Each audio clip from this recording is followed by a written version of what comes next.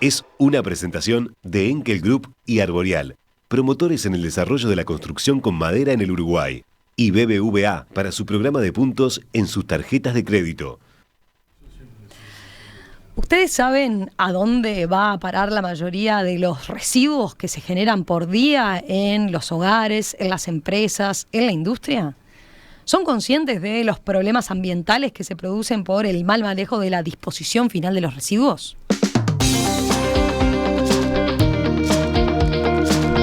En este tema, Uruguay tiene uno de sus principales asignaturas pendientes. La mayoría de los sitios de disposición final de residuos que hay en el país son vertederos a cielo abierto que no cumplen con las condiciones básicas para minimizar sus impactos ambientales, sanitarios y sociales. Para atacar este problema, el Ministerio de Ambiente se ha puesto como meta cerrar el 100% de los vertederos a cielo abierto para el año 2025, trabajando para ello en conjunto con los gobiernos departamentales. ¿Qué soluciones maneja el Estado? ¿Cuánto queda por hacer? ¿Qué obstáculos hay por delante? Vamos a discutirlo en los próximos minutos en la edición de esta Mesa Verde, correspondiente a este martes 28 de febrero de 2023.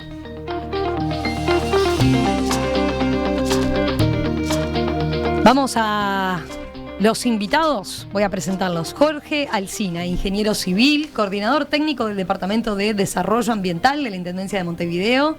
¿Qué tal, Alsina? Bienvenido, un gusto. Un gusto, muchas gracias por la invitación. También nos acompaña Leonardo Herú, director general de Gestión Ambiental en la Intendencia de Canelones, responsable del Centro Coordinador de Emergencia Departamental en Canelones. Leonardo, bienvenido. Un gusto, muchas gracias.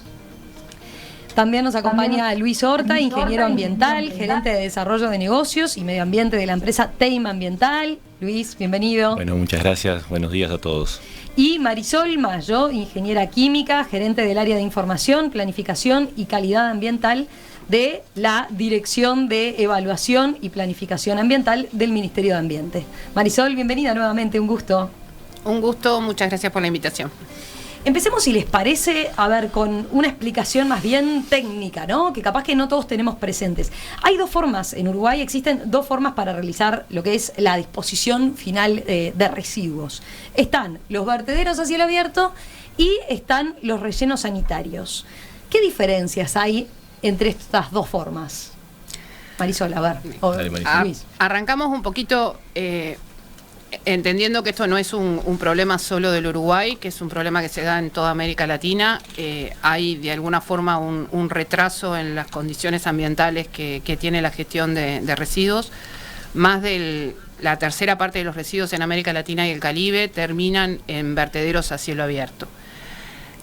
Antes de entrar en las diferencias de cuáles son las opciones de disposición final, tenemos que tener claro que el enterramiento de residuos es una parte integral de la gestión de residuos, pero no es el objetivo en sí mismo. Los residuos los generamos todos, desde nosotros en nuestros domicilios hasta las actividades productivas y comerciales, y mientras que no haya una solución para reciclar o valorizar por otros mecanismos, los residuos tienen que tener un destino, y bueno, y ese destino mayoritario a lo largo del tiempo ha sido la disposición final en el terreno, que es volcar los residuos en un área definida, y ahí las diferencias entre un relleno y un vertedero a cielo abierto están de alguna forma en el tipo de residuos que ingresa y las condiciones de seguridad con las que se hace ese enterramiento. Entonces, cuando hablamos de residuos, hay muchos tipos de residuos. Vamos a concentrarnos ahora en lo que es la fracción de residuos domiciliarios, que representa uno de los principales corrientes de residuos en el país. La alternativa de disposición final es la práctica más común, donde terminan todos los residuos del país al día de hoy, y existen estas dos condiciones que tú manejabas: un relleno sanitario, que es una obra de ingeniería que se realiza para minimizar todos los impactos ambientales y que básicamente, y en forma muy, muy simple, lo que hace es tener una barrera impermeable para que no haya contaminación de las aguas subterráneas ni de las aguas superficiales, y una cantidad de aspectos de infraestructura vinculados justamente a canalizar las aguas pluviales fuera de la masa de residuos, o por lo menos maximizar esa canalización, y tener elementos de seguridad para que no se den voladuras, no se den quemas a cielo abierto. Y elementos operativos que son tan importantes como los elementos estructurales de la obra, que hacen que los impactos se minimicen. Cuando vamos al otro extremo, que es el vertedero a cielo abierto, es elegir un lugar donde terminamos volcando los residuos, pero sin ningún tipo de medida de mitigación. Entonces se dan desde efectos de potenciales contaminaciones de agua subterránea, de contaminación de agua superficial por todo el agua que entra en contacto con los residuos y que genera un líquido contaminante que se llama lixiviado, más todos los efectos que muchas veces seguramente parte de la audiencia los conozca, que tiene que ver con la generación de quemas que se dan, voluntarias o involuntarias, también voladuras de residuos que terminan impactando a los predios vecinos, problemas de olores, problemas de generación de vectores. Y existe otra dimensión también que no es ambiental, sino que es de carácter social, que es la presencia de personas clasificando residuos en las masas de residuos de disposición final, que es un elemento que también es sumamente importante a tener en cuenta en este proceso que se está haciendo de regularización. Porque digo, más allá de los aspectos ambientales, hay condiciones que afectan a la salud de las personas que están trabajando en esas condiciones. También hay alimentación de animales, porque al tener un vertedero fuera de control, hay libre acceso al sitio y bueno, se generan distintos aspectos en ese sentido. Creo que fue muy clara la explicación de Marisol. ¿Alguien quiere complementar? No, capaz que sí reafirmar un poco lo que decía Marisol y dejar claro de que cuando hablamos de relleno sanitario no hablamos solamente de una infraestructura, sino hablamos de un diseño, una infraestructura, que es esa obra que comentaba Marisol, y después eso que decía también ella, o reafirmar ellos, que son los aspectos operacionales. Es una operación de ese lugar donde van a estar llegando los camiones, van a estar descargando, se van a estar haciendo la cobertura de los residuos, se hace un manejo adecuado de los efluentes que decía ella, que es el lixiviado. Está de alguna forma se realiza de alguna forma alineado con lo que fue la obra y con lo que fue ese diseño previo a la obra, ¿no? Es todo un proceso, más bien un proyecto de ingeniería, ¿no? No hay diferencia en lo que se tira en uno u otro lado, sino que la diferencia es en el tratamiento. Bueno, ahí en realidad tenemos que ver que este enterramiento de residuos, ya sea en la modalidad de vertedero no controlado o de relleno sanitario, es un elemento que tiene que integrar la gestión, pero que no es el objetivo de la gestión de residuos. O sea, ahí tenemos que tener claro que no pretendemos como país que la disposición final sea la canalización de la mayor parte de los residuos a esa alternativa. De hecho, en el Plan Nacional de Residuos, que se terminó en el año 2021, se establece ya una meta tendencial de cero disposición final, que seguramente lo alcancemos en varias décadas, pero de acá a 10 años se establece una reducción sustancial de la cantidad de residuos que van a disposición final, previéndose que se pueda llegar a que menos del 40% de los residuos que generamos como sociedad se terminan disponiendo en un relleno sanitario. Hasta ahí podríamos avanzar, digamos, en la recuperación de residuos, bueno, y que sea menos necesaria la disposición final. Entonces, ¿hoy en cuánto estamos en ese porcentaje? Hoy, básicamente, en residuos domiciliarios, la gran mayoría de lo que generamos termina en enterramiento. Por eso es importante que promovamos todas las prácticas de reciclado de residuos y también todo lo que tiene que ver con la disminución de la generación. Lo primero sería tratar de no generar residuos, pero bueno, las actividades... todos de alguna forma vamos siempre a terminar generando fracciones de residuos, y el relleno lo entendemos como una unidad de gestión que va a ser necesaria por varias décadas más, pero justamente para aquellas fracciones que no tengan otro destino que es priorizado. Eso es importante porque muchas veces se ha visualizado por parte de la ciudadanía como que el relleno es una práctica tecnológica que ya de alguna forma está vetusta, digo, que no se usa. En realidad en países más desarrollados se sigue utilizando la práctica de disposición final, y lo que pasa es que lo que se disminuye sustancialmente son las fracciones de residuos que se derivan para ahí. ¿Cómo se disminuye? Bueno, se disminuye o porque se estimulan otras prácticas o porque directamente se prohíbe que ingresen residuos de ciertas características, como puede ser los residuos reciclables o como puede ser la fracción orgánica que no tenga tratamiento previo. Esas son las políticas que han instrumentado los países más desarrollados, que han hecho que haya disminuido paulatinamente la cantidad de residuos a disponer, pero las unidades de disposición final en modalidad de relleno sanitario son necesarias porque llegaríamos, o sea, no serían necesarias cuando lográramos resolver el 100% de los residuos que generamos por otras alternativas tecnológicas. Bueno, un poco para ilustrar lo que decía Marisol, tenemos que ver la disposición final como el final de una cadena de gestión, ¿no? Primero está la recolección, están los tratamientos, está el reciclaje, eventuales incineraciones o otros tratamientos de recuperación, y el final, el sitio, la gestión que hay que hacer con la fracción, que no puede pasar por ninguna de las etapas anteriores, debería ir a disposición final. Yo, repasando un poco, por ejemplo, Eurostat marca que en Europa, más o menos en el 2020, más o menos lo que termina llegando a disposición final es un 40% de los residuos generados. Entonces, de alguna forma, es una práctica que al día de hoy, en los países, como decía Marisol, un poco más avanzados en lo que son sus políticas de gestión ambiental, sigue siendo una práctica necesaria y de uso justamente para poder sostener todo lo que se hace en las etapas previas, para que de alguna forma tenga también sentido, ¿no? Marisol mencionaba los riesgos ambientales que supone el vertedero a cielo abierto, ¿no? Ambientales y sociales, ¿no? Decíamos incendios, contaminación de suelos, aguas subterráneas y superficiales, presencia de roedores, de animales, malos olores, informalidad de los clasificadores, el tema de la gente que vive más próxima, ¿no?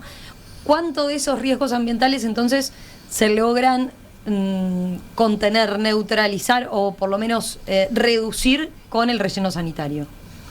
Y la mayoría, te diría, o sea, obviamente... ¿Es 100% inocuo el relleno sanitario en materia ambiental? No, o sea, como todo, o sea, toda actividad humana tiene un impacto al medio ambiente, o sea, tenemos que pensar, todo lo que hacemos nosotros tiene una afectación en nuestro medio porque estamos insertos, y lo mismo es el emprendimiento, esta actividad que es enterrar residuos, pero lo que se busca es, como decíamos recién, a través de un proyecto de ingeniería, de tratar de minimizar al máximo todo lo que se pueda en términos de los impactos ambientales. Entonces, por eso va a tener una planta de tratamiento, va a tener, como decía Marisol, una cobertura de fondo, un paquete de impermeabilización que va a tratar de evitar de que los lixiviados permean las capas subterráneas de agua y contaminen los acuíferos o las napas freáticas. Va a ir conducido a una planta de tratamiento, tendrá una planta de tratamiento que tratará ese líquido y después hará una disposición final de ese líquido ya tratado, ¿no? Pero sí, igual ese líquido tratado va a terminar llegando al medio con un tratamiento previo, ¿no? Alcina. Sí, como decía Luis y dijo antes Marisol, no alcanza solamente con construir la infraestructura siguiendo ciertas normas de ingeniería, sino que hay que operarla luego correctamente. Ir colocando los residuos, compactándolos adecuadamente, haciendo las coberturas frecuentes necesarias para evitar voladuras, olores, etcétera, voladuras y evitar la percolación de aguas de lluvia.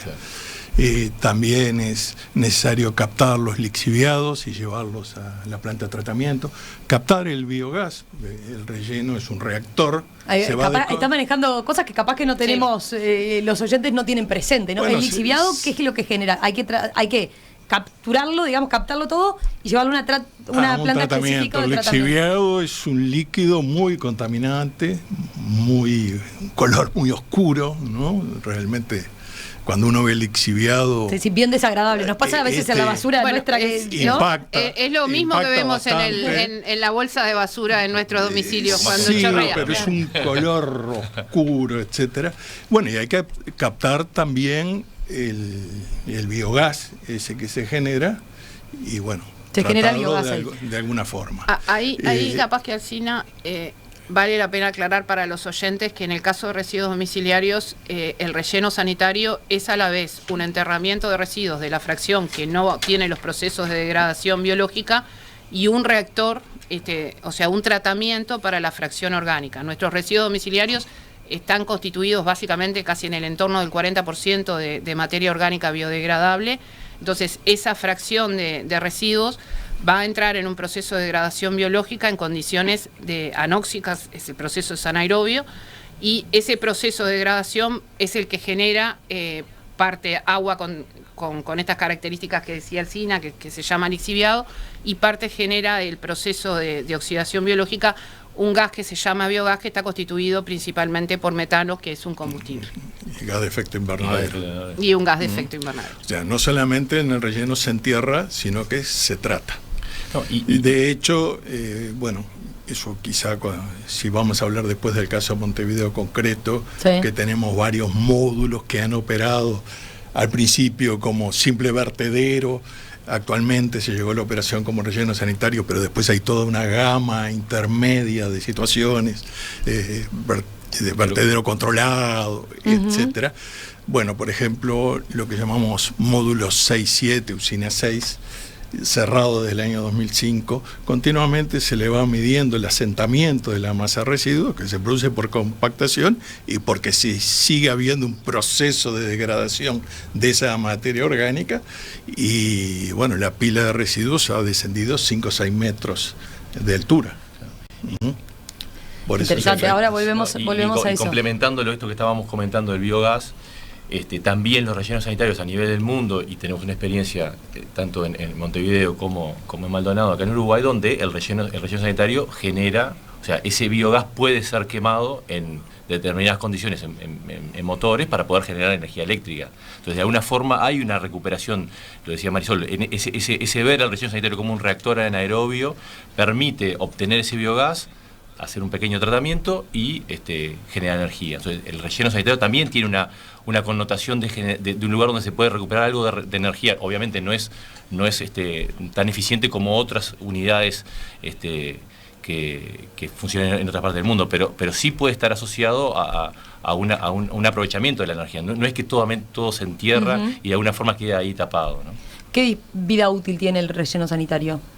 Bueno, eso depende del proyecto. Depende. Lo mejor es cuanto más largo sea, porque hay que sortear barreras de autorizaciones ambientales en la DINASEA, barreras sociales de que los vecinos lo acepten, de alguna forma. Siempre en ese diseño que decíamos al principio del relleno sanitario, lo que tenemos que buscar es que tenga la mayor vida posible. Por eso las condiciones de poder recuperar y las etapas tan importantes que decía Marisol, de recuperar y de potenciar políticas de recuperación, de reciclaje y demás, lo que va a hacer siempre va a ser disminuir la fracción de residuo que va a terminar enterrándose y extender por consiguiente la vida útil de esa infraestructura. Vamos a preguntarle ahora hablamos de la situación a nivel país y en algunos departamentos en particular, pero a Leonardo Herú, director general de Gestión Ambiental de la Intendencia de Canelones, que lo tenemos pobre allá a distancia, como rezagado, pero Leonardo, ¿querés agregar algo a esto que venimos conversando antes de pasar en particular a la situación de Canelones como tal? Sí, primero saludar a Luis, a Jorge y a Marisol, con quienes nos cruzamos Buen día, muy Leonardo. seguido. Es un gusto compartir también la mañana con ellos.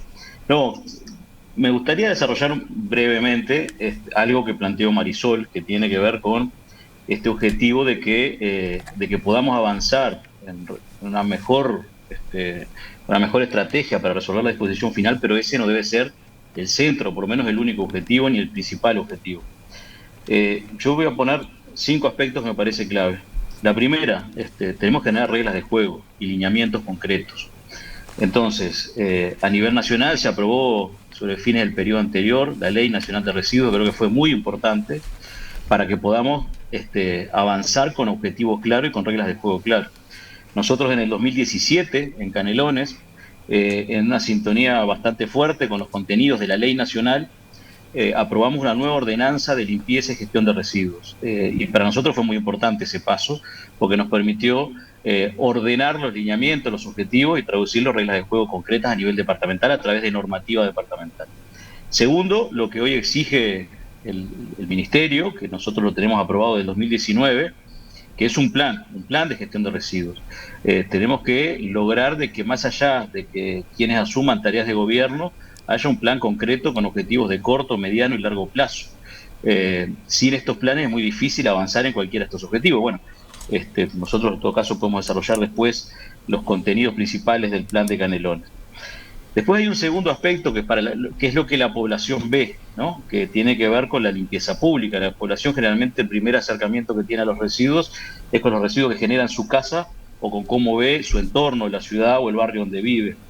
Nosotros ahí hemos intentado avanzar con un concepto de sistema, que en todo caso podemos conversarlo después, de sistema de limpieza con distintos servicios, pero entiendo que acá tiene que haber un objetivo central que tiene que ver con la educación, ¿no?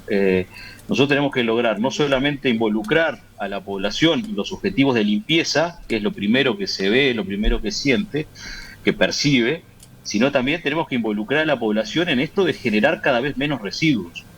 Y eso tiene que ver, hay un término que a mí no me termina de convencer, pero es bastante gráfico y yo creo que se utiliza, hoy se utiliza en nuestro país, que es el del consumidor responsable. Yo digo, tenemos que lograr que al menos seamos conscientes cuando vamos a adquirir algo que llevamos para nuestra casa, que estemos llevando estrictamente lo necesario o lo que realmente precisamos, evitando ese mundo de materiales que terminan siendo descartados. Entonces ese tiene que ser nuestro primer objetivo, un cambio estimulado desde quienes tenemos responsabilidades de distintos niveles, pero que involucre a la población en lo que es la generación de residuos al momento de adquirir lo que entendemos necesario. Y después un cambio en lo que es la gestión de los residuos que generamos. Nosotros en Canelones venimos impulsando una estrategia que creo que está sintonizada desde el periodo anterior con los objetivos nacionales, que tiene que ver con generar la mayor cantidad de circuitos posibles de recuperación, de valorización de distintos materiales. Hoy a nivel domiciliario estamos logrando, este fin de semana, si no llueve, este sábado de mañana, si no llueve, vamos a estar sumando 1.300 familias del Pinar a los programas de clasificación en origen, de clasificación en su casa de los residuos. En línea con lo que decía Marisol, fíjense que en los estudios de composición de residuos que hemos generado en Canelones, que son muy parecidos a los del resto del país, nos da que el entorno un 30, un poquito más por ciento de los residuos son materiales fácilmente recuperables, reciclables. Esto es plástico, vidrio, distintos tipos de plástico, metales, cartón. Por lo tanto, si logramos que esos materiales... ¿Qué porcentaje por las dudas? El entorno del 30%. Para ir a una cuenta bastante sencilla, vamos a dejarlo en el 30%, puede ser un poquito más, pero vamos a dejarlo en el 30%. Fíjense que si nosotros logramos que en cada casa esos materiales se separen y se introduzcan en un circuito distinto que termine, en nuestro caso, en cooperativas de clasificadores y de ahí en la industria de reciclaje, estamos disminuyendo en un 30% los materiales que se están clasificando. Hoy Canelones cerramos el año 2022, con un 12% de recuperación de materiales para reciclaje. El otro día alguien me preguntaba, bueno, ¿cómo calculan ese número? Bueno, ese número lo calculamos a partir, y esto lo hemos hablado con Marisol, de los datos que del plan Vale sobre la cantidad de materiales que se vuelcan al mercado. En Canelones son unas 17.000 toneladas al año, y de allí lo que estamos captando, y después es una regla de tres simple, sencilla. Lo otro es que, como también decía Marisol, tenemos un poquito más del 40% de residuos orgánicos, de los cuales el entorno de la mitad son fácilmente compostables, son residuos orgánicos sin procesar, mucha yerba, restos de verdura sin cocinar, digamos, ¿no? De cáscara de papa, de zapallo, zanahoria, fruta, etcétera. Lo que estamos trabajando es para que eso se procese en experiencias domiciliarias y se genere compost domiciliario. Hoy ya tenemos arriba de 10.000 familias generando su compost domiciliario en un proceso que no me voy a extender. En todo caso, después en una segunda ronda, si es necesario, lo contamos más en detalle. Pero estamos logrando que a nivel domiciliario no solamente se clasifique para reciclar ese 30%, sino que se capte ese 20%, y para eso estamos entregando composteras con lombrices, vermicomposteras, lo que ha sido todo un tema, contar con la cantidad de lombrices suficiente para que podamos entregar en cada casa un núcleo. Entonces fíjense que si sumamos, y esto lo conversamos mucho en las reuniones con los vecinos y vecinas, que hacemos reuniones presenciales, virtuales, de hecho este jueves de noche tenemos un taller virtual con vecinos del Pinar y de Médano de Solimar. Si sumamos el 30% reciclable y el 20% compostable de los residuos orgánicos sin procesar, podemos disminuir a la mitad los residuos que generamos. Y esto es inversión, la estamos haciendo en Canelones, esto es la logística para que esto funcione, y esto es involucrar a la población. Si logramos, por eso mi énfasis en reglas de juego claras, objetivos claros, planes bien definidos y trabajar mucho en educación ambiental. A esto hay que sumarlo. En el caso nuestro estamos trabajando con 150 escuelas más o menos, que estamos haciendo lo mismo en las escuelas. El cambio que tuvo este país en el tema del tabaco se debió, entre otras cosas, a un fuerte programa de educación. Bueno, es lo que estamos trabajando en Canelones.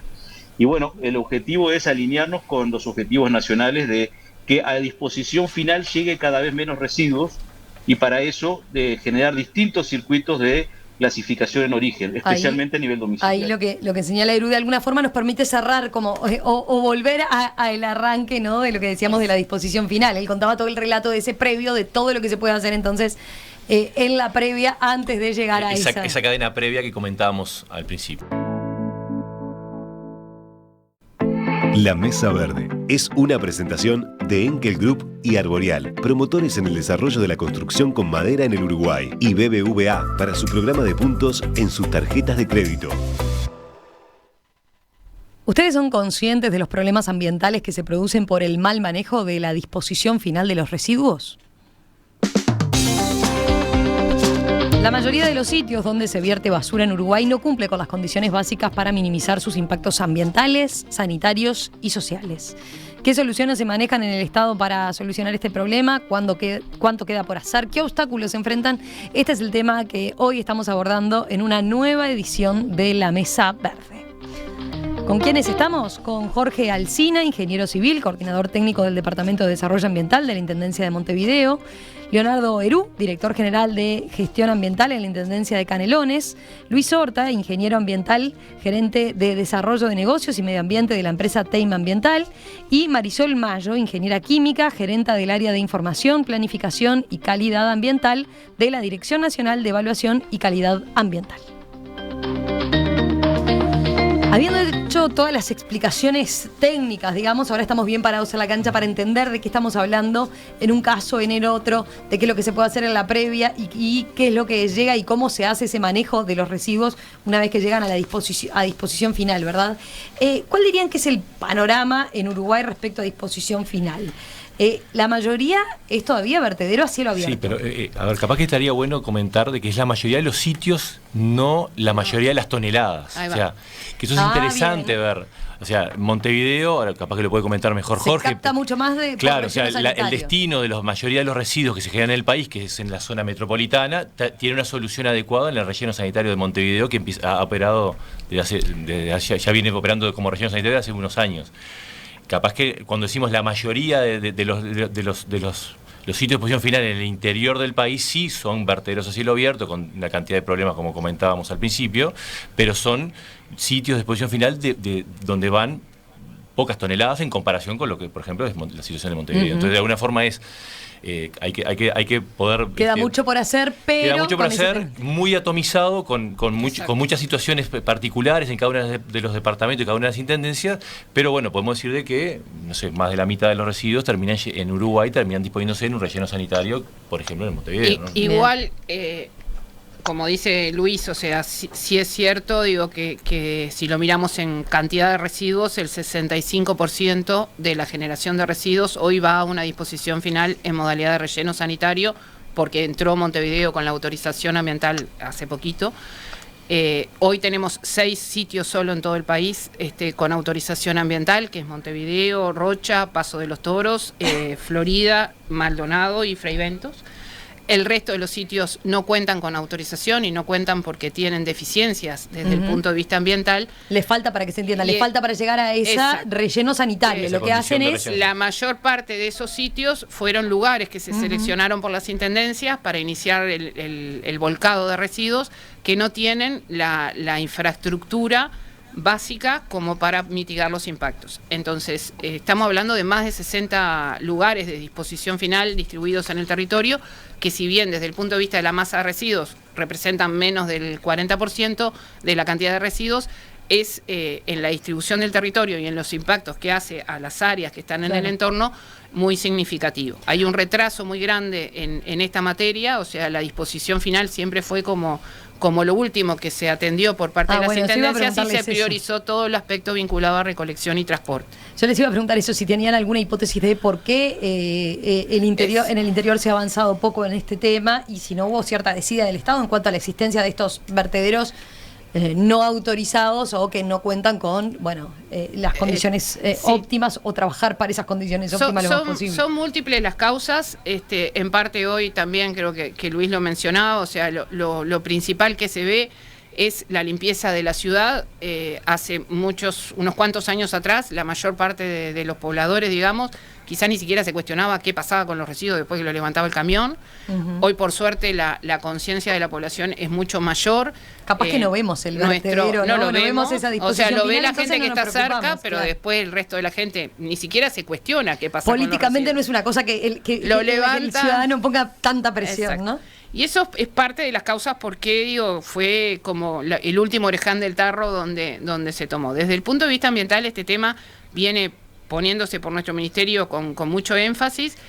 Recibimos un sinnúmero de denuncias vinculados a la operación de estos sitios que no tienen control, y es poco lo que se puede hacer porque, digo, no es como otra denuncia de repente que es una falla operativa y se resuelve la falla operativa.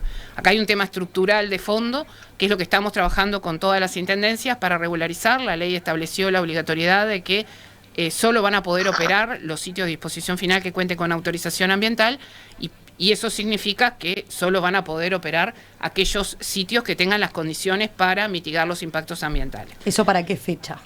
Está previsto en realidad para principios del año 2024, seguramente lleguemos sobre fines del 2024, y este es el proceso que está impulsando nuestro ministerio, con apoyo además financiero del Gobierno Central a las intendencias, con todas las intendencias, para resolver los problemas ambientales de la disposición final como elemento de tracción. O sea, esto nosotros visualizamos este trabajo con las intendencias, bueno, de regularizar los sitios de disposición final, de encontrar soluciones que además estén en una escala adecuada para poder seguir después trabajando, tratar de desatomizar esa operativa normal que se ha acostumbrado. Por eso se habla de regionalizar, de tender a que no necesariamente cada intendencia tenga su propio sitio de disposición final. Que la propia final. Intendencia de repente tenga 10 sitios de disposición final, porque para bajar los costos de transporte en cada pequeña localidad eligió un predio donde volcar los residuos.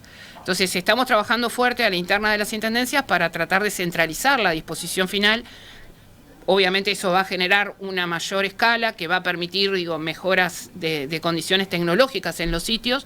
Es imposible pensar que pequeños vertederos que reciben de repente menos de 10 toneladas por día puedan tener las condiciones de relleno sanitario, porque no son sostenibles desde el punto de vista económico las condiciones. Entonces ahí hay un trabajo muy fuerte que se está haciendo con las intendencias, que también eso hace que tengan que rever todo su sistema de logística de recolección y transporte. Y bueno, y estamos trabajando con cada intendencia para que desde el lado de la regularización de los sitios se pueda traccionar todo un proceso de mejora de esta mirada de gestión integral de residuos.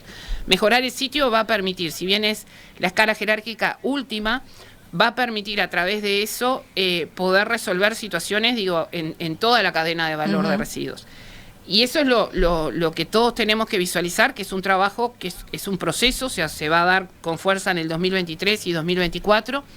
Estamos este año en el primer semestre firmando los convenios con cada una de las intendencias, donde van a quedar los compromisos claros de cuáles son los vertederos que se van a terminar cerrando y cuáles son los compromisos de la intendencia también para mejorar la gestión de residuos.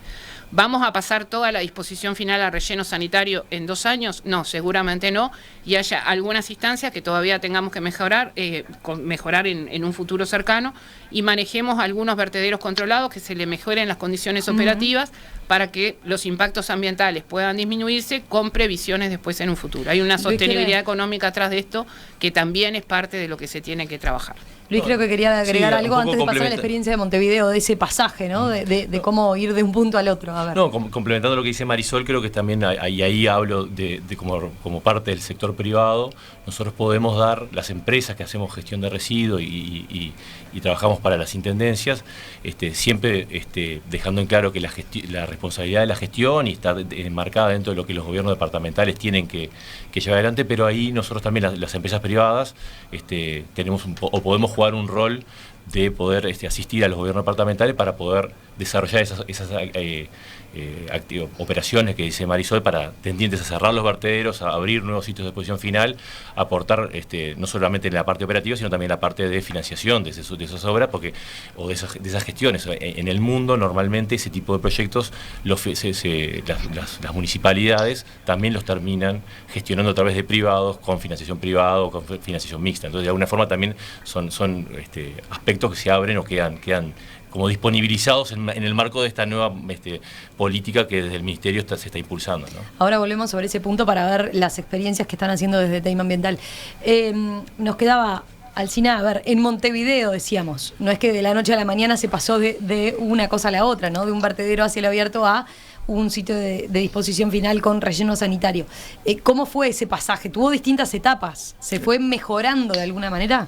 Exactamente. En el sitio de disposición final de Felipe Cardoso funciona hace 50 años. Al principio, el primer módulo o usina, aclaro que en la Intendencia todavía se usa esa jerga, llamarle usina. La usina de Felipe Cardoso, esa la conocemos Sí, todos. porque anteriormente Montevideo tuvo usinas de incineración. Entonces quedó entre el funcionariado y en la gente la costumbre de llamar usinas a los distintos módulos.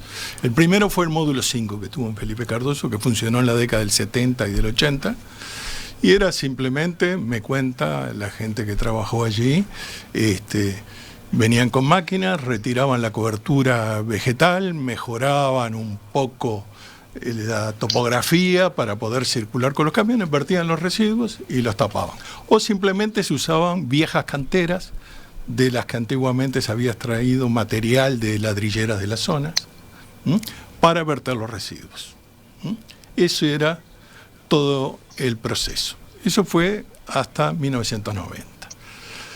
Entre el 90 y el 2005 empezó a funcionar los módulos o usina 6 y 7, que allí ya hubo un poco más de cuidado en cuanto a excavar unas celdas, poner una cobertura de arcilla bien compactada, ir echando los residuos y compactándolos en capas y luego cubrirlos con cierta periodicidad, no tanto como ahora, pero por ejemplo no había gestión de esos lixiviados ni del biogás. Los lixiviados salían del relleno y iban a los cursos de agua de la zona, y el biogás, gas de efecto invernadero, ya dijo Marisol, una buena parte es metano, directamente iba a la atmósfera.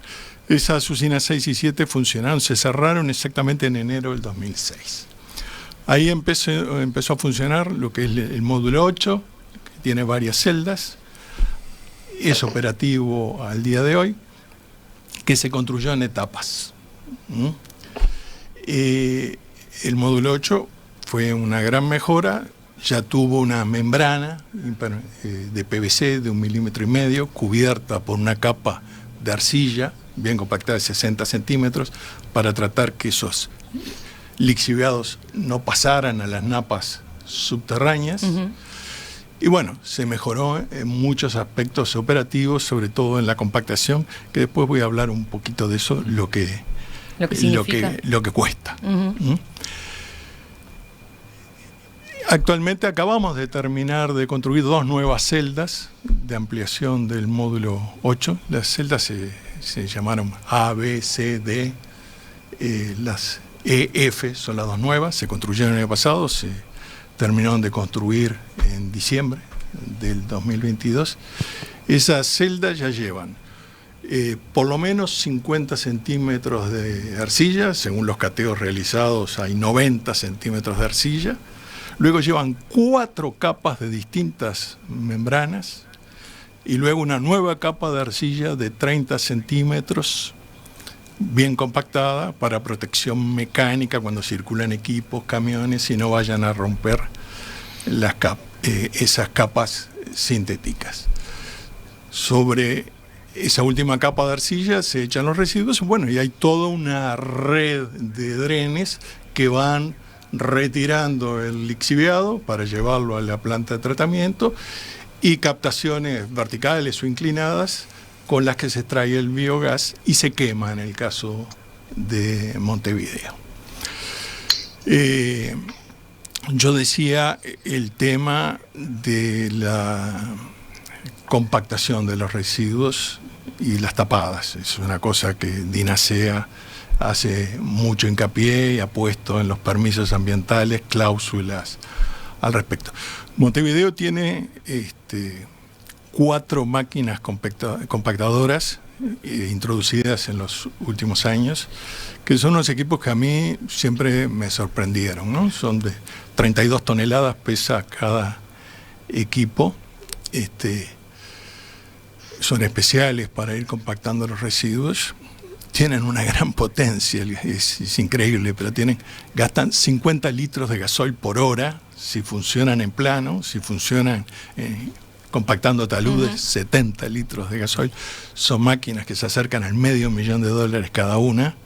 Obviamente, para un relleno que entra en 800.000 toneladas de residuos por año, y una intendencia como Montevideo, es posible adquirirlos, pero es impensable que intendencias pequeñas gasten esa cantidad de dinero. Dije, tenemos 4, hay un quinto en proceso de adquisición, y después hay topadoras además que van esparciendo los residuos para que esas compactadoras puedan trabajar.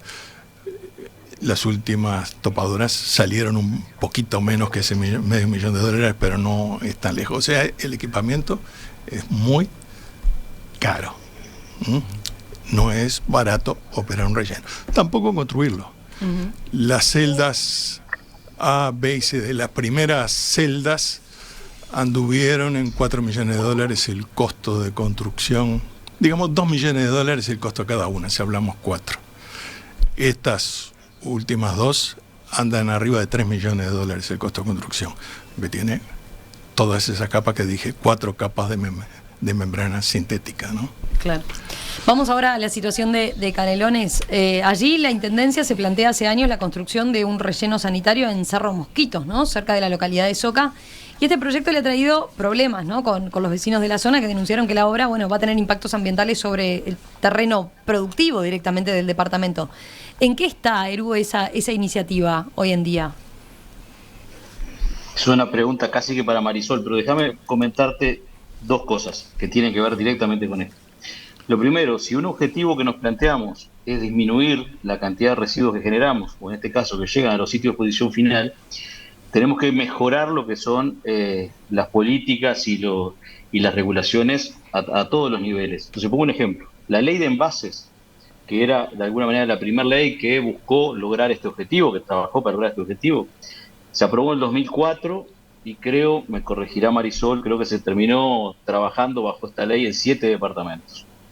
Fíjense que hoy estamos prácticamente que en el 1 de marzo del 2023, a 2 años de la finalización de este periodo de gobierno, y todavía con el Plan Vale, que es lo que viene a sustituir en el marco de la Ley Nacional de Residuos, la ley de envases, todavía algunos hemos logrado algunos preacuerdos, pero todavía nos está faltando consolidar y concretar a escala nacional este objetivo de recuperar la mayor cantidad de materiales para evitar que eso llegue al sitio de exposición final. O sea, venimos creo que tenemos que darle de alguna manera un nivel de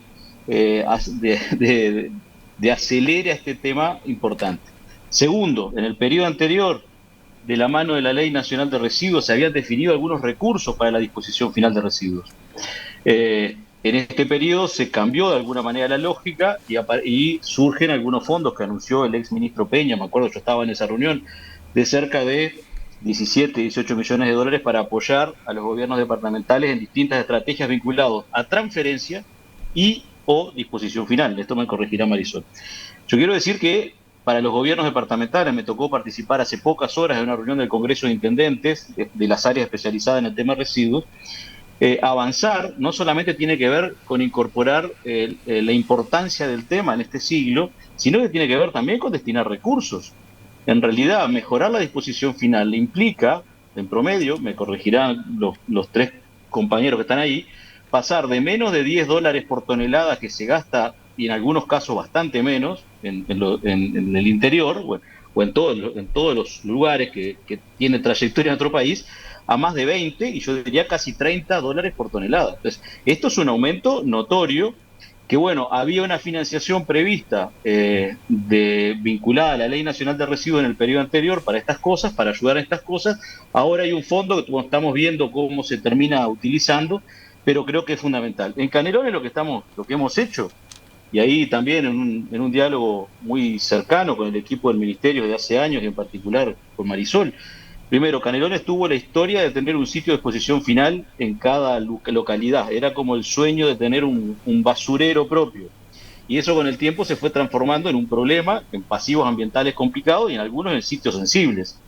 El primer objetivo fue eliminar todos esos lugares, algunos más complicados, como el que teníamos en Las Piedras, para los que lo conocen o son de Las Piedras o han estado en el tema, lo que era la vieja cantera Maritas, donde teníamos 70 familias trabajando ahí adentro. Bueno, cerramos todos esos lugares. En el caso de Cantera Maritas consolidamos una estación de transferencia de gran porte que nos permite ser más eficientes en el transporte de residuos al sitio de disposición final. El sitio de disposición final lo que hemos hecho es, en el actual, es asegurar los controles necesarios. Ahí hay un control estricto, y lo sabe el Ministerio porque lo coordinamos permanentemente, de quién entra y de qué entra, quién entra y qué entra. Hay elementos de gestión permanente, de cobertura, de todo lo que fueron describiendo tanto Marisol como Jorge como Luis. Tenemos tratamiento de lixiviado, estamos captando gases, pero no tiene la obra de ingeniería de base cuando fue diseñado. Por eso hicimos un llamado. En el llamado, que ese llamado dejaba abierta la posibilidad de que se presentaran distintas tecnologías, se presentaron propuestas de relleno sanitario. La propuesta que se adjudicó tuvo una serie de avales de parte del Ministerio, y bueno, en determinado momento el Ministerio nos ha planteado, el Gobierno Nacional nos ha planteado la posibilidad de buscar una alternativa superadora, en algún caso vinculado en algún momento a alguna alternativa de valorización para combustibles vinculado al sector aéreo, luego ahora en la última etapa más para combustibles para buques, bueno, en fin. Nosotros lo que hemos planteado, el intendente Orsi ha sido claro, estamos a la orden, nos interesa resolver adecuadamente la disposición final, así como hemos invertido mucho, estamos invirtiendo más de 20 millones de dólares en equipamiento para limpieza y reciclaje, hemos asumido invertir para resolver la disposición final, estamos a las órdenes del Gobierno Nacional para dar el paso que nos falta, mientras tanto todos los controles en el sitio que tenemos actualmente, y estamos a disposición de las definiciones del Gobierno Nacional para poder el salto que nos permita, con la tecnología que sea, resolver adecuadamente la disposición final, sabiendo que en realidad el principal objetivo tiene que ser generar cada vez menos residuos en educación y en estrategias de recuperación y valorización a través de los programas de reciclaje. Marisol, ahí cómo se ve desde el Ministerio la situación entonces de Canelones, con lo que decía Eru. Básicamente, creo que Eru hizo una muy buena síntesis. Canelones es un ejemplo en materia de avance en la consolidación de un solo sitio. Esto que decía Leonardo, yo que tengo muchos años trabajando en estos temas, viví todas las etapas. Canelones originalmente era un problema, tenía un sitio, varios sitios con problemas severos desde el punto de vista ambiental, y esa consolidación en el sitio de Cañada Grande permitió mejorar sustancialmente la gestión. Cañada Grande tiene desde el punto de vista ambiental debilidades que tienen que ser corregidas. Desde el punto de vista técnico fue otorgada la autorización ambiental previa para el nuevo relleno, y bueno, y ahí surgieron una serie de cuestionamientos desde el punto de vista de la población, que son totalmente válidos, que la gente pueda plantear su desconformidad por la instalación de un relleno. Es un problema localizar un relleno sanitario en cualquier lado, y hay varias historias de fracasos de proyectos en el Uruguay y en el mundo de alguna forma porque la sociedad no acepta la instalación. Entonces, no tiene, lo que quiero aclarar es que la autorización fue otorgada porque desde el punto de vista técnico había pasado todos los niveles técnicos que ameritaba un proyecto de estas características, pero bueno, una decisión de suspender esa autorización y por lo tanto Canelones no pudo avanzar.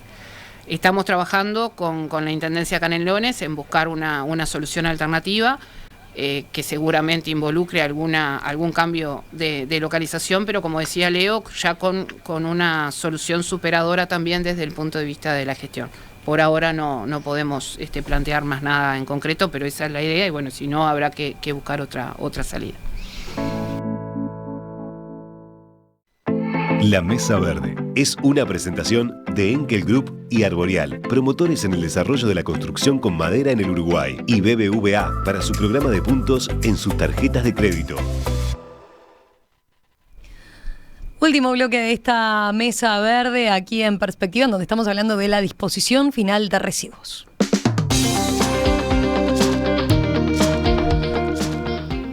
En el bloque anterior hicimos una puesta a punto de, en qué está la situación en Montevideo, en qué está la situación en Canelones.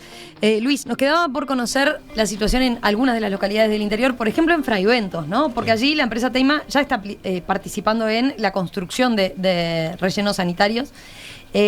¿Cómo fue la experiencia ahí en el caso de Fray Bentos? ¿Qué es lo que están haciendo efectivamente? Bien, sí, no solamente la construcción. A ver, nosotros fuimos adjudicados con una licitación en el año 2019 que implicaba el diseño, la construcción y la operación de un relleno sanitario. O sea, eso lo que implica es de lo que contaba Jorge Alsina, la parte operativa, digamos. Sí, está el diseño, la Intendencia tenía la voluntad de cerrar el vertedero a cielo abierto que tenía en la ciudad de Fray Bentos, entonces se llama licitación para un diseño de un nuevo relleno sanitario en el mismo predio. Ya tenían un predio grande como de 40 hectáreas. El diseño de un relleno sanitario, la construcción de ese diseño, obviamente después de obtener las autorizaciones ambientales en la vieja Dinama, ahora Dinasea. Y hoy en día lo opera Teima. Claro, y después también el contrato implica la etapa de pasar a la etapa de operación. Entonces, de alguna forma, nosotros en el correo del 2019 hicimos el diseño junto con la empresa Sigma Plus, que es nuestro partner en este proyecto. Después ese relleno obtuvo las autorizaciones ambientales para poder construirlo. En el segundo semestre de 2019 se hizo la construcción, fue una obra de 6 meses. Y a 4 o 5 días iniciada la emergencia sanitaria, empezamos a operar el relleno sanitario ahí en Fray Bentos. Y estamos operándolo hasta el día de hoy, siempre contratados por la Intendencia. La responsabilidad, como decíamos al principio, sigue siendo del gobierno departamental. Nosotros estamos de alguna forma desarrollando las operaciones actualmente, un poco trabajando en conjunto con la Intendencia de Río Negro, y realmente ha sido un proceso que ha sido bien interesante poder participar y poder acompañar a la Intendencia en este proceso, porque un poco también lo comentamos en los bloques anteriores. Esta decisión política de generar una solución para la última etapa de la gestión de residuos, que es la disposición final, implicó poder mejorar y tener información de las etapas anteriores. O sea, hay un beneficio aguas arriba que se vio claramente en varios aspectos. Por ejemplo, el vertedero a cielo abierto que tenía en la ciudad de Fray Bentos no tenía balanza, ahora se sabe cuánto se genera. Se identificaron flujos de residuos que venían de otros departamentos, tenemos otras ciudades cerca ahí de Fray Bentos, entonces ellos pudieron ordenar un poco el manejo con los generadores. El sector privado, los generadores privados, porque también se recibe residuo no peligroso del sector industrial, y el sector comercial también empezó a ordenarse, porque la Intendencia dijo, bueno, yo ahora tengo un relleno sanitario que hice una inversión, les voy a cobrar el ingreso. Entonces, al cobrar el ingreso, el sector privado, comercial e industrial rápidamente tendió a minimizar su gestión, porque ahora, antes no lo pagaba, ahora paga por el ingreso. Se ordenó el sector privado, y de alguna forma tiene una predictibilidad en cuánto tiene que disponer del presupuesto para la gestión de ese residuo, porque básicamente estamos en torno de las mismas toneladas todos los meses, y bueno, ordenó sus cuentas, tiene un ingreso extra por lo que paga de tasa de disposición final de los privados, y ha generado un orden y ha permitido a la Intendencia poder desarrollar políticas importantes en temas de reciclaje, promoción de social de clasificadores. O sea, de alguna forma ustedes le hicieron viable la inversión que tenía que hacer la Intendencia. De alguna forma sí. Y ahora nosotros nos centramos, nuestro trabajo es justamente en el manejo de relleno sanitario, y la Intendencia atiende las etapas anteriores. Y ahí está, y en el manejo de relleno sanitario ustedes le cobran a la Intendencia. Correcto, hay una tarifa por disposición final por tonelada, ya dada en la licitación original, ¿no? Había que presentar un precio por tonelada que está dado desde el inicio, ¿no? Eso ¿cuánto puede ayudar, Marisol, a la viabilidad en otros puntos del país también, y que otras intendencias vayan por ese camino de tercerizar el servicio en la operativa, digamos, del relleno sanitario? Bueno, ahí es una decisión que tienen que tomar cada una de las intendencias, y esa decisión obviamente está también pautada por aspectos políticos, pero por aspectos de disponibilidad financiera. O sea, si las intendencias no tienen los recursos porque no los planificaron, o las cuentas de la intendencia no permiten una inversión de estas características, ahí tendrá que ver como opción poder hacer una inversión con una empresa privada y pagar por los costos operacionales. Ahí la empresa privada actúa como financiador, digamos, de la obra, y después cobra por un periodo de tiempo la operación. El problema que tenemos en el interior son problemas más de carácter de escala, porque cuanto más chicas son las escalas, más grande se hace el costo por tonelada. Entonces, eso, por ejemplo, ha inviabilizado situaciones como la Intendencia de Rivera, que intentó hacer una licitación, o sea, hizo una licitación en el año 2019 para generar justamente una infraestructura de un relleno sanitario con financiamiento privado, y los costos de la oferta por la cantidad de toneladas de residuos fue muy alto, más cercano a los $40 por tonelada, costos de operativos que en un periodo que estamos hablando de 10, 15 o 20 años incrementa mucho los costos para las intendencias. Entonces, por eso es importante tratar de tener las escalas mayores posibles, porque eso va a bajar el costo por tonelada si se piensa en una operación privada, pero también si se piensa en una inversión pública. Hay múltiples opciones puestas sobre la mesa. La inversión puede ser también de las intendencias y puede de alguna forma dar a un privado la operación, y entonces el privado cobrará solo por la operativa. Y la inversión, ¿no? Claro, que en el caso de Freivento fue así, o sea, en realidad el dinero sale de la intendencia a través de un fideicomiso y terciariza, en una empresa privada la operación para asegurar una operación adecuada. Pero también puede pasar que sea el privado el que hace la inversión.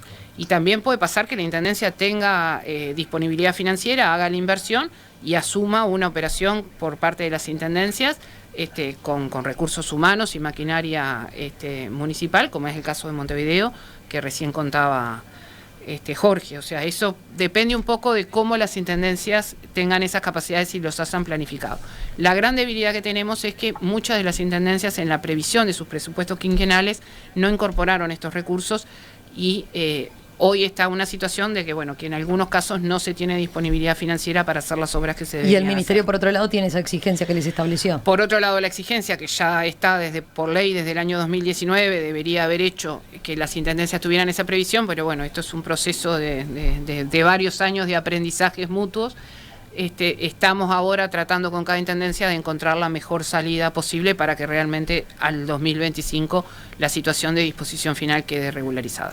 Tengo varios mensajes de la audiencia. Enrique dice que, escuchándolos, cree que tendría que haber un ministerio de residuos directamente, dado los volúmenes que se manejan, ¿no? Y la magnitud que tiene este tema. Después hay varios que van y que apuntan a la otra parte, ¿no?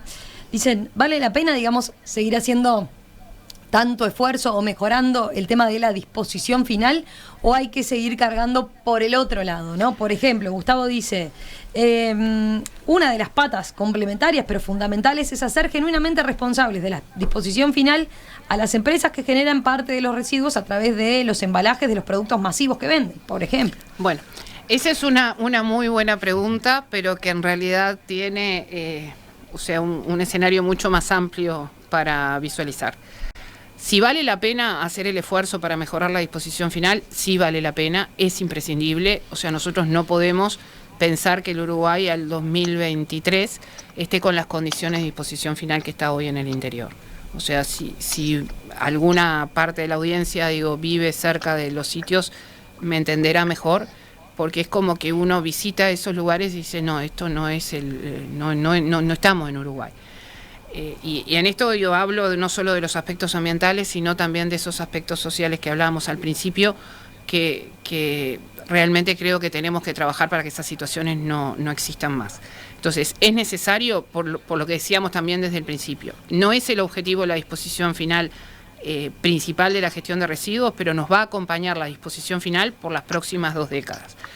El proceso para tender a no disponer residuos, y realmente nosotros lo posicionamos como un proceso tendencial, pero que no podemos poner una meta en plazo, nos va a llevar muchísimo trabajo y hay mucha cosa para hacer, desde la disminución de la generación de residuos hasta incrementar todos los procesos de reciclaje. Entonces acá hay distintas cosas para hacer. O sea, el sector industrial tiene un sistema de gestión independiente.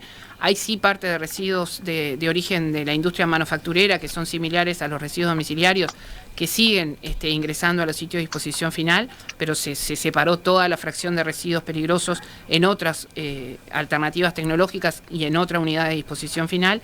En materia de residuos de las actividades comerciales, que no son materia de las intendencias, sin embargo, todas las intendencias reciben residuos de la actividad comercial porque no hay otra solución. Estamos trabajando muy fuerte para justamente maximizar los procesos de reciclaje y para trabajar también hasta con la parte de residuos de alimentos. Hay toda una estrategia que se está desarrollando ahora vinculado a la estrategia de pérdida y desperdicio de alimentos para como uno de los elementos principales para reducir la generación de materia orgánica y generar otros aspectos más de carácter social. Entonces, hay múltiples líneas de acción, que eso para la audiencia que quiera, digo, en el Observatorio Ambiental tenemos el Plan Nacional que está disponible y pueden entrar por cada uno de los capítulos para visualizar el universo de acciones en paralelo que se están construyendo. Entonces, como resumen, necesitamos mejorar la disposición final, no porque la disposición final sea nuestra meta en la gestión de residuos, sino porque la necesitamos independientemente de todos los avances que hagamos en los procesos de valorización. Va a haber fracciones de residuos que por las próximas 2 décadas van a tener que seguir entrando a disposición final. Y lo que no podemos permitir es que la disposición final se siga haciendo en las condiciones que se hace actualmente. Por último, una pregunta para Eru. Como vecino que soy, dice este oyente, que es... no tengo el nombre, pero su celular termina en 721. Como vecino que soy, ¿cómo es la situación del basurero en Empalme Olmos, que estamos sufriendo desde hace décadas? Es otro del mencionado distinto al de Cañada Grande. Agradezco respuesta. Dice Alejandro, perdón, sí, tenía nombre. A ver, no, es ese. En realidad, Cañada Grande se ha consolidado, como decíamos hoy, en el único sitio de deposición final que no tiene clasificadores dentro. O sea, en Canelones no tenemos clasificadores trabajando en condiciones informales con los residuos. Los clasificadores que había, en el caso de Las Piedras, pasaron a ser parte de cooperativas en barrido y en reciclaje. Esto en un proceso con el gobierno nacional y con cooperativas, etcétera. Tenemos, como les decía, control de ingreso, control de personas y de materiales, control de lixiviado, control de calidad de agua en el curso de agua previo y posterior, pero estamos convencidos que tenemos que pasar a una alternativa superadora que incorpore el conocimiento y la tecnología disponible. Por eso hicimos un llamado, por eso incorporamos a nuestro presupuesto, insisto, más allá de que estaba previsto que en la Ley Nacional de Residuos en el periodo anterior se iban a destinar fondos para apoyar a todas las intendencias en esto de la exposición final, pero Canelones incorporó en su presupuesto resolver la disposición final y bueno, estamos en este tema con el gobierno nacional, que Marisol lo dijo muy claro y que por lo tanto para nosotros también es una prioridad tan importante como mantener la limpieza pública y quiero agregar, creo que estamos terminando, pero quería agregar un componente más estamos en una situación global muy complicada, digamos, ¿no? Estamos trabajando en un tema de cambio climático que tiene que ver con esto. Si no logramos señales fuertes desde los distintos niveles de gobierno, pero que busquen involucrar a la población. Yo otro día escuchaba una convocatoria a la población a cuidar el agua porque estamos en un momento de sequía, lo cual está bien, pero debemos trabajar el concepto de cuidar el agua todo el tiempo, no solamente cuando tenemos una falta de lluvia. Y en este tema es lo mismo, tenemos que incorporar con fuerza que tenemos que cuidar el entorno, pensar en las próximas generaciones, y eso implica cuestiones cotidianas de evitar la generación de residuos y que implica acciones cotidianas sencillas de dedicar unos minutos a clasificar en nuestra casa y llevar el material clasificado para reciclaje a los puntos que los gobiernos departamentales tengan. En el caso de Canelones vamos a clasificación domiciliaria en todos los barrios, en todo el departamento. Y yo le dedico media horita por semana, y en estas 10.000 y pico de familias estamos ya hoy, que vamos a extender también al resto del departamento, al compostaje, a lograr de que las lombrices hagan su trabajo y que podamos transformar residuos orgánicos sin procesar en un compost para nuestra huerta, para nuestro jardín. Eso nos requiere media hora, que si lo hacemos con nuestros hijos es una experiencia fabulosa. Así que bueno, compromiso de los gobiernos, hoja de ruta, reglas de juego, inversión y también involucramiento de nuestra población, creo que son las claves.